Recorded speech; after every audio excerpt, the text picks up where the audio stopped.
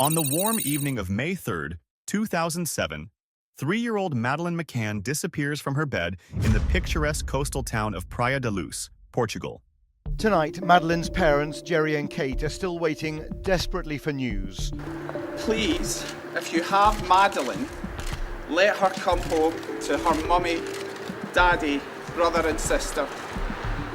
This is home video of Maddie, a girl who next week celebrates her 4th birthday. And the question now preoccupying police is, did somebody break in? And if so, how did they get through this type of shutter?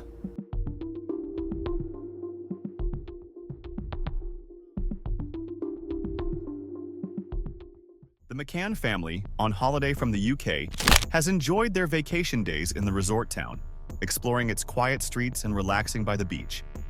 That night, Madeleine's parents, Kate and Jerry McCann, along with family friends, dine at a nearby restaurant just 60 yards from where their 3 children sleep. It's a night meant for unwinding, unaware that within hours they'd face a nightmare that would unravel across continents. Checking in on their children just after 10 p.m., Kate McCann finds Madeleine's bed empty, her daughter gone without a trace. Frantic and desperate, Kate and Jerry raise the alarm, setting into motion a case that will become one of the most perplexing and highly publicized child disappearances in modern history. As the news spreads, local authorities launch an investigation, combing through the resort and the surrounding area in hopes of finding Madeleine. Detectives and police scour for clues, but with no witnesses and few leads, the investigation soon turns inwards, placing a heavy focus on Madeleine's parents. The McCanns, distraught with worry, become the subject of growing suspicion. Portuguese police start to question the McCanns' version of events, considering that the family's close proximity to the resort and the unusual details around the evening's events may point to something more complex. The McCanns, already consumed by grief, now endure intense public scrutiny. For months, they grapple with police suspicions, yet the case stalls with no arrests, no conclusive evidence, and no sign of Madeleine. The McCanns' nightmare only deepens as the days pass and hope fades. Turning to unconventional help.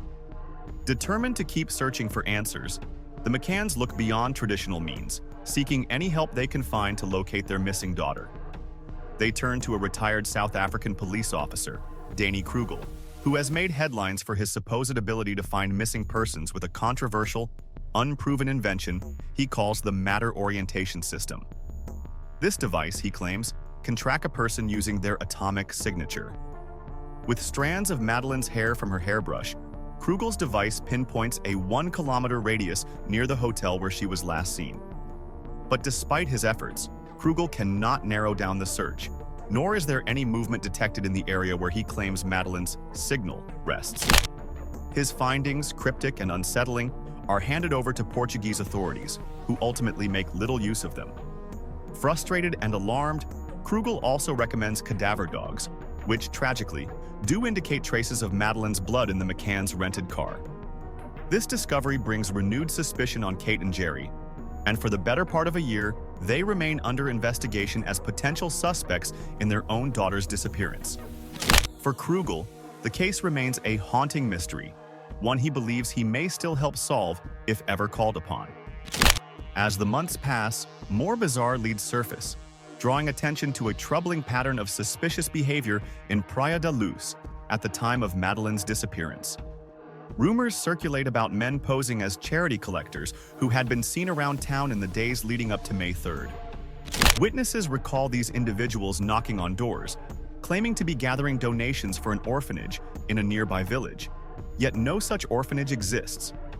Reports indicate these men may have been especially interested in young children, often ignoring the adults they encountered. Local authorities suspect a scam operation, but with limited resources they abandon the lead, leaving critical questions unanswered.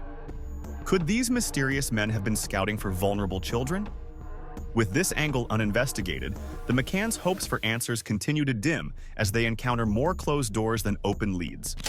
Driven by heartbreak and frustration, the McCanns raise funds for an independent investigation, Operation Omega.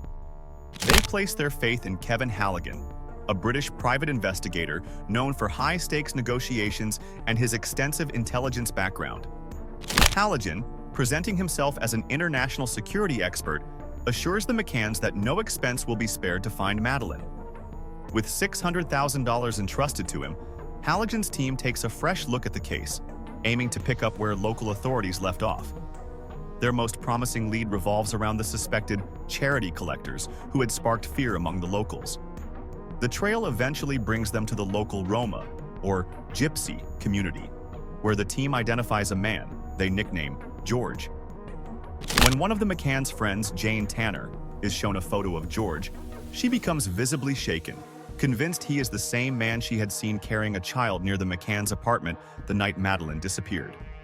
George quickly becomes the main suspect. However, as the team attempts to track him down, George skillfully evades them, leading the team into dead ends.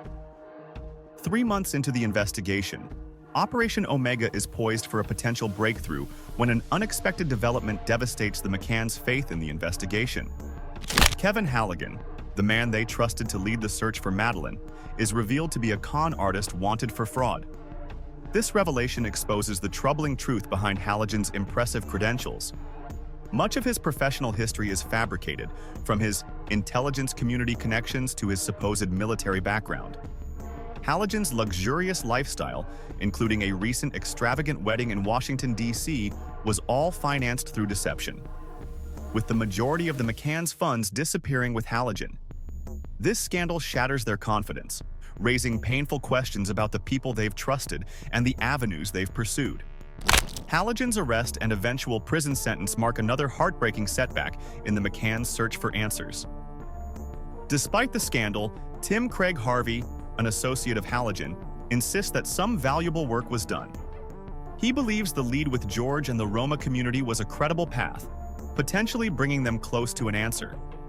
To this day, Craig Harvey holds firm that Madeleine was likely abducted, and that George may have been involved. The scandal's shadow, however, overshadows any legitimate progress that might have been made, casting doubt on every angle the investigation pursued. For the McCanns, the bitter truth remains that time and money were lost, and the trail has once again gone cold. The search continues.